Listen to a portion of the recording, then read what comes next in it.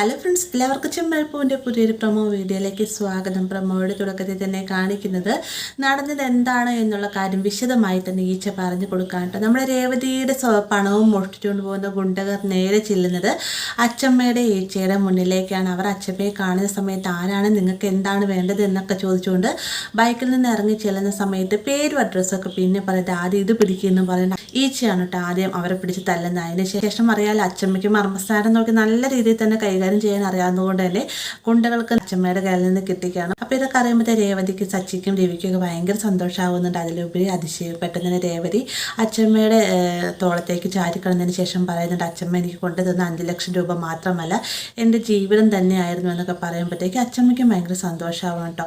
പിന്നീട് അച്ചമ്മ പറയുകയാണ്, ഈ ഒരു പണം രേവതി ഇവിടെ നിന്ന് കൊണ്ടുപോയി എന്ന് ഹേമയെ വിളിച്ച് പറയണമെങ്കിൽ അത് ഈ വീട്ടിൽ തന്നെയുള്ള ആരെങ്കിലും ആയിരിക്കാം എന്ന് പറയുന്ന സമയത്ത് വേഗം തന്നെ ചന്ദ്ര ഞാനൊന്നും അല്ല കേട്ടോ, ഞാനൊരിക്കലും അങ്ങനെ ചെയ്തിട്ടില്ല കേട്ടോ, സത്യമായിട്ട് ഞാനല്ല എന്ന് പറയുമ്പോഴത്തേക്കും എല്ലാവരും തന്നെ നമ്മുടെ ചന്ദ്രയെ നോക്കുന്നുണ്ട് ഒരു സംശയത്തോടു കൂടി തന്നെ. അച്ചമ്മയ്ക്കാണെങ്കിൽ ഏകദേശം കാര്യം മനസ്സിലാവും കേട്ടോ. അപ്പോൾ ഇത്രയുമാണ് പ്രൊമോയിൽ ഉൾപ്പെടുത്തിയിരിക്കുന്നത്.